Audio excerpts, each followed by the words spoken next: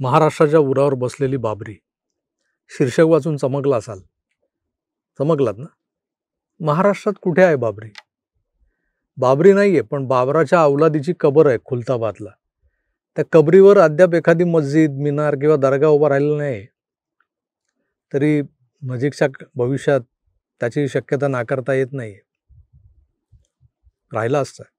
एवढे लाड या कबरीचे आपल्याकडच्या लिबरल गांडूंनी पुरवले होते.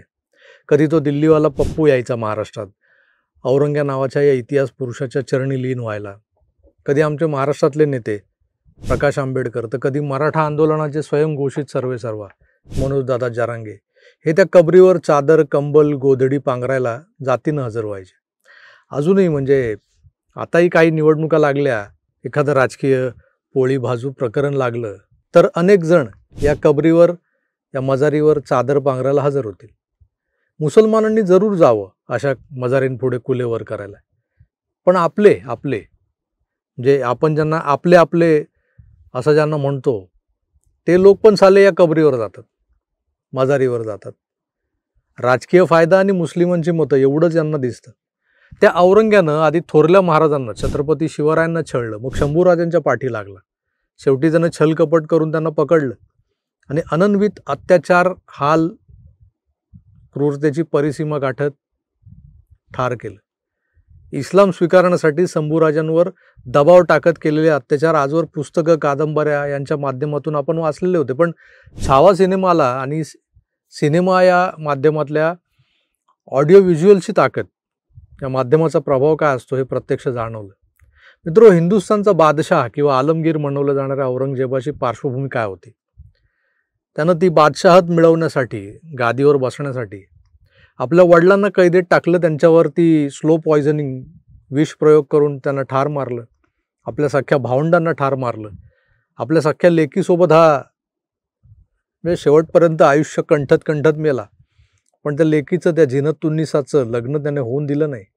अशा विचित्र आणि बदहवास सत्ता पिपासू मुघल आक्रमकाला आपले इतिहासकार वेगळ्याच शेडमध्ये रंगवून आपल्या पुढे मांडतात. औरंगजेब आक्रमक नव्हता, लुटारू नव्हता, क्रूर शासक नव्हता, तर कनवाळू होता. त्यानं मंदिरं तोडली नाहीत, तर मंदिरं बांधली.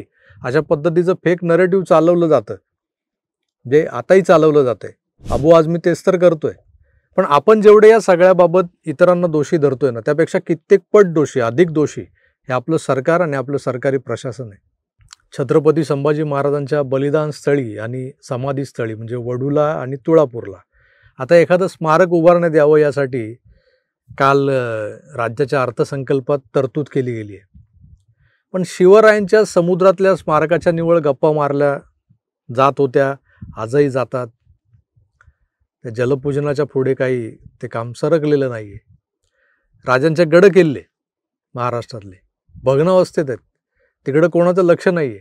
पण औरंग्याच्या खुलताबाद इथल्या मजारीची देखरेख मात्र वर्षानुवर्ष इमाने इतबारे केली जाते आणि त्यासाठी लागणारा खर्च हा सरकारी तिजोरीतून दिला जातोय. याच महाराष्ट्रात आमच्या राजाच्या, शिवछत्रपतींच्या रायगडावर, त्यांच्या समाधीवर साधी मेघडंबरी आहे, तिची डागडुजी वेळेवर होत नाही. हिंदवी स्वराज्य उभारणाऱ्या मराठा साम्राज्याच्या छत्रपतींच्या स्मृत्यर्थ रायगडावर न चिरा ना पणती, हार फूल तर लांब राहिलं. कारण काय, तर त्या खर्चाची तरतूद सरकारनं केलेली नाही. सरकारला ती करता आलेली नाही. सर्वसामान्य माणसाला या गडकिल्ल्यांवर स्वतःहून काहीच करता येत नाही, त्यांनी ठरवलं तरी. कारण पुरातत्व खातं.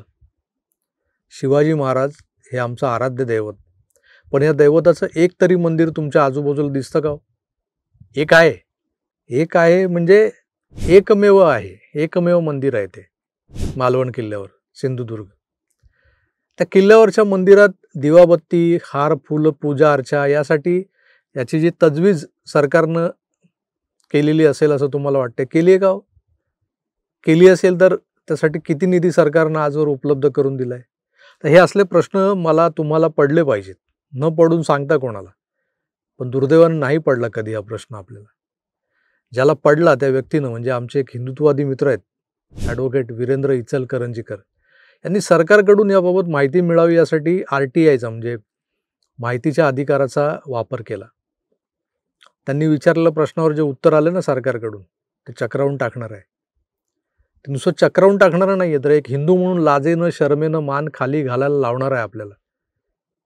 तर हे पत्र तुम्हाला स्क्रीनवर दाखवतोय. पत्र आहे government of Maharashtra, revenue and forest डिपार्टमेंटचं. त्यावर तारीख आहे 1 एप्रिल 1970, म्हणजे माझ्या जन्माच्याही आधीची आहे. सिंधुदुर्गावरच्या शिवराजेश्वर मंदिराला दिवाबत्तीसाठी मंजूर रक्कम जी करून दिली आहे ती आहे वार्षिक ₹2100 आणि ₹250 मासिक हप्त्यांमध्ये ती देण्यात यावी असं सुचवलेलं आहे त्या पत्रात. आजवर म्हणजे 1970 पासून 2025 पर्यंत 55 वर्ष झाली याच मासिक ₹250 दरानं मंदिराला मदत केली जाते. पण विरोधाभास बघा, कोण कुठला तर औरंग्या त्याच्या कबरीच्या डागडुजीसाठी वार्षिक 47,000 पासून ते 2021-22ला 2,55,160 ते 2022-2023ला ₹2,626 एवढा गडगंज निधी सरकारकडून दिला जातोय. महाराष्ट्राच्या इतिहासातलं एक काळं पान असणाऱ्या औरंगजेबाच्या कबरीसाठी आपलं सरकार एवढं मेहरबान का? ही कबर महाराष्ट्राचा गौरव आहे का? मला सांगा ना. ही कबर जी आहे खुलताबादला, त्याने तुमचा गौरव वाढतो का महाराष्ट्राचा, मराठी माणसाचा? मूलतः असल्या क्रूर शासकाच्या मजारीची या महाराष्ट्र राज्यात गरज आहे का?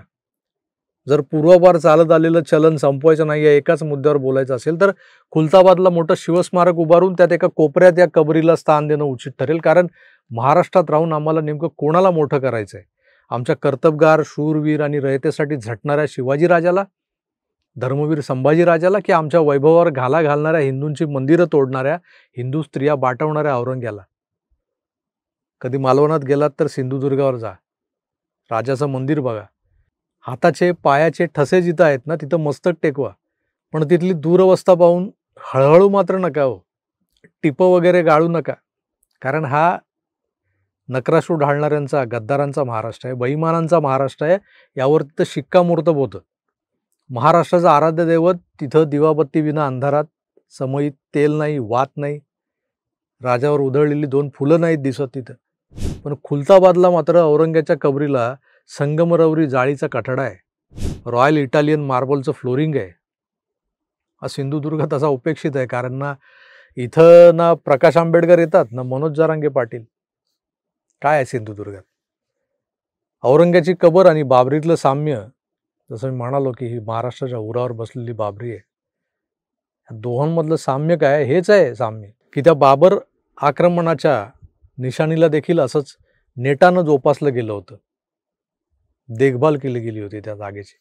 आणि त्या जागेवरचा खरा हकदार आमचा रामलल्ला मात्र एका मेन कापडाच्या टेंटमध्ये दशकानुदशकं पडून होता. एका पत्र्याच्या बॉक्समध्ये त्याची वस्त्र होती. आक्रमक बाबराची अंतिम निशाणी कारसेवकांनी फोडली आणि संपवली. पण औरंग्याच्या क्रूरतेची सातत्यानं आठवण करून देणारी ती मजार आजही खुलताबादला तुमच्या आमच्या नाकावर टिचून उभी आहे, कारण तिला सरकारी संरक्षण आहे. सरकार लाखो रुपये खर्चून त्या कबरीचं जतन आणि संवर्धन करते म्हटल्यावर अजून काय होणार आहे? अजून काय होणार? मित्र, हा विचार मागच्या कित्येक पिढ्यांना देखील पडला असेल, जो आज मला पडतोय, जो आज मी मांडतोय तुमच्यासमोर. पण या मजारीला पोचतंय कोण हे कोडं आता उलगडलंय. औरंग्याचा कोणी वंशज इथे घाम गाळत नाहीये, तर सरकारच्या पुरातत्व खात्यानं नेमलेले पगारी नोकर त्या मजारीची मशागत करतायत. कारण त्यासाठी सरकार लाखो रुपये देते. त्यामुळेच औरंग्याची ही मजार महाराष्ट्रातली बाबरी बनून तुमच्या आमच्यासारख्या शिवप्रेमी मराठ्यांच्या, हिंदूंच्या उरावर बसून मिऱ्या वाटत राहणार आहे कित्येक दशकं. तारीखच म्हणाल तर एक 6 डिसेंबर 92 साली आम्ही पाहिलाय. आता पुढचा 6 डिसेंबर कधी येतोय? आता कुठली तारीख या बाबरीसाठी, या वेगळ्या महाराष्ट्रातल्या बाबरीसाठी सटवीनं लिहून ठेवली आहे, हेच शोधायचं आहे, वाट पाहायची आहे. सरकार हमारी है मगर सिस्टम किसी और का है, इसलिए इंतजार, इंतजार और इंतजार. बस. यावर तुमचं जे काही मत आहे ना, ते कमेंट्स करून जरूर कळवा. मी तुर्तास इथेच थांबतोय. पुन्हा भेटूच, तोवर आपली काळजी घ्या आणि पाहत राहा आपलं आवडतं यूट्यूब चॅनल आकार DG9. धन्यवाद. नमस्कार.